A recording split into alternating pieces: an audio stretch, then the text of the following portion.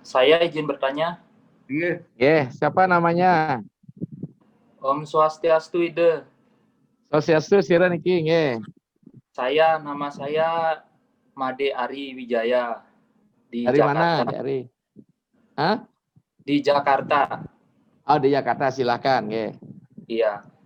Pertama-tama saya ucapkan terima kasih banget ini karena sudah di media seperti ini. Karena sebenarnya saya ini termasuk orang yang haus akan ilmu pengetahuan dan agama terutamanya. Apalagi di sini kita kumpul sama orang-orang luar seperti gitu, ingin mengkokohkan kembali. Kayaknya saya terima kasih banget sudah ada fasilitas seperti ini. Sebenarnya banyak yang pengen saya tanyakan itu. Apalagi di masalah kehidupan sosial kita ini banyak sekali saya lihat seperti apa dari kecil sampai dewasa. Banyak sekali. Tapi yang mendasar berkaitan dengan Hari Saraswati sekarang yang saya ingin tanyakan sebagai orang yang awam atau baru mendalami itu, setiap agama atau ilmu itu kan ada sumbernya. Nah, biasanya sumbernya dalam bentuk buku, bukan begitu kan? Ya. Itu. Nah, kalau di agama Hindu kan kita menggunakan Weda ya. Ya. Nah, bagi orang yang awam seperti saya, kemudian teman-teman yang seumuran dengan saya, nah itu literatur atau buku yang bisa kita gunakan atau Weda itu jenisnya apa yang bisa kita baca dan bagaimana cara menggunakan. Karena jujur untuk Weda itu ya kayaknya jarang gitu saya temui gitu. Dan itu kesuciannya seperti apa gitu. Maaf ini pertanyaannya mungkin kayak anak-anak tapi emang terjadi gitu banyak di kawan-kawan saya. Matur suksema, terima kasih. Terima kasih ya, Nanda dari Jakarta. Rasa ingin tahu ya umat Hindu akan agamanya itu betul-betul. Tapi karena agama Hindu ini agama yang berusia tua gitu, ribuan tahun ya, bahkan agama-agama yang sejaman, Babilonia, Mesir kuno ya, sudah lenyap, tinggal nama saja. Italah sebenarnya sisa-sisa peradaban kuno ya, Hindu ini. Sekarang mengapa kok masih bisa bertahan? Gitu? Ya. Karena agama Hindu itu mampu menerjemahkan ya, bahasa-bahasa Tuhan yang dikaitkan menjadi Weda dengan bahasa zaman. Nih, maka saya katakan kitab suci kita isinya adalah absolutisme. Cara menyajikannya adalah relatif. Makanya sekarang jangan kita berpatokan kepada cara penyajiannya. Mari kita lihat kontennya. Maka itu Weda itu jangan sampai kita samakan diri kita sebagai penganut agama yang lain. Kitab suci agama ini adalah Weda. Jadi kita harus punya Weda, tapi ngerti juga tidak. Ngerti juga tidak tentang Weda karena kita ya. Ngerti juga tidak tentang Weda itu. Karena bahasanya luar biasa. Maka ketika bahasa Weda itu kalau kita bicarakan saat ini tentu susah. Karena itu bahasa hidup ribuan tahun. Suasana kebatinan itu tentu sangat berbeda. Kita hanya melihat konten nilai universal di Weda itu kemudian dibahasakan. Ya. Maka itu salah satu pembahasan bahasa isi konten Weda itu adalah kitab Bhagavad Gita. Tapi ada yang kekeh mengatakan Bhagavad Gita itulah Pancama Weda. Ya. Tapi kalau kita lihat meski isinya Weda. Tapi cara penyajiannya sebenarnya dari Saripati yang diambil dari Bhisma Parwa. Makanya tegas kembali dikatakan di dalam Agni Purana, karena kitab-kitab banyak betul-betul bertebaran, ribuan sastra ini.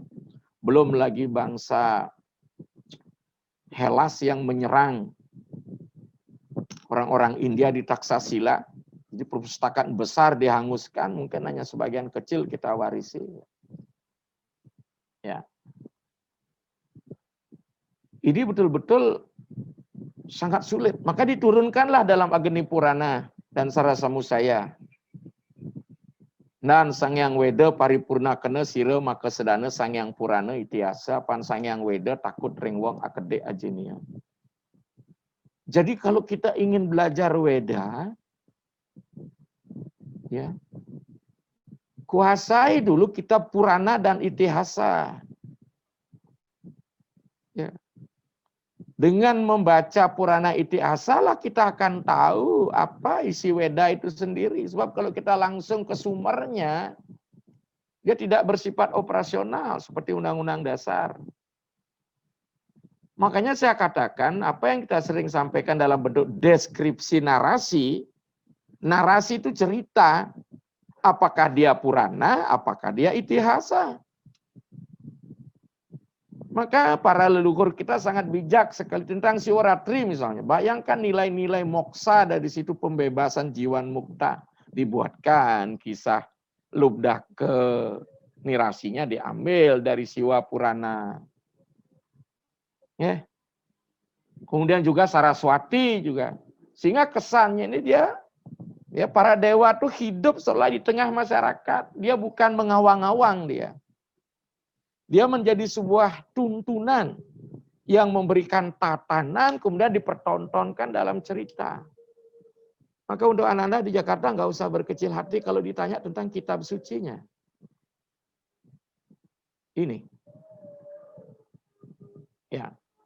Jadi berbicara tentang kitab suci, kita tidak boleh saklek. Kita tidak berpatokan pada kitabnya. Tapi kita berpatok pada nilai-nilai yang ada. Nah, sekarang apa yang harus dipelajari? Ya, makanya pertama, ya kita katakan, mari kita pelajari, kita baca kitab-kitab Itihasa. Di situ sudah contoh langsung diberikan. Kita meniru Karna, kita meniru Arjuna, dan meniru siapa? Meniru Krishna. Ya, kita meniru Rama. Jadi sudah operasional sekali. Ya, jadi sudah merupakan tindakan nyata. Dia nilai-nilai Weda sudah dijadikan tidak hanya sebagai tata pikir, tapi sudah dijadikan tata laku. Ini saudara. Nasarinya inilah kemudian menjadi Bhagavad Gita. Tapi jangan sampai ada perdebatan ketika belajar Bhagavad Gita, kita ke India-Indiaan. Karena narasi besar kita memang diberikan oleh India, sehingga kita disebut agama Hindu. Ya. Tetapi bicara masalah tafsir tentang agama ini kita kan kembali. Ada kesepakatan bersama, ada kesepakatan kelompok. Kesepakatan kelompok tentu mengarah mau dibawa kemana. Padahal Bhagavad Gita bersifat samana mantra. Dia adalah mantra yang bersifat umum. Sama dengan Sawitri. Siapapun tidak bisa mengklaim bahwa Sawitri itu hanya untuk. Ya, maka dengan demikian dari mana mulai belajarnya? Nah sekarang ini sebenarnya sudah ada banyak buku. Ya. Karena saya masih sibuk, rencana juga menyusun struktur dan konstruksi agama Hindu biar jelas. Karena ini kita baru dihadapkan pada Pancasrada, kemudian dihadapkan pada Tri Kerangka Agama Hindu. Padahal kalau kita kembali, strukturnya mesti apa yang saya sampaikan pada wacana sebelum, silahkan tonton di channel YouTube saya. Di situ ada keyakinan, serada, di situ ada statue, filosofi, ada jnana, ideologinya, kemudian ada sasana, ada susila, ada sarana. Ini mesti kita bahas. Di Hindu-Hindu ini di mana kita sama, di mana kita melakukan jalan yang berbeda. Karena kita tegas mengatakan, ye yatamam prapadyante, tatam team bajamyaham, manuwartante, dengan jalan apapun engkau datang kepadakan akan kuterima. Ini hanya permasalahannya sekarang, kita harus kembali. Mampu tidak nilai Hindu itu memberdayakan kekayaan lokal kita? Apakah kekayaan lokal kita masih bersifat up to date? Ya, tentu tidak. Di daerah-daerah urban misalnya migran tentu kita tidak bisa laksanakan secara maksimal. Tetapi yang jelas saya katakan Hindu ini betul-betul mengakomodir dari berbagai model sistem kebudayaan. Jadi ini saja saya bisa memberikan pandangan, saya tidak memberikan kitab apa yang harus dipelajari, ya tapi saya sarankan itulah ya kitab Parwe, kemudian Kanda di Mahabharata, Ramayana, kita akan bisa menggali semua. Demikian ya Made ya. Ya.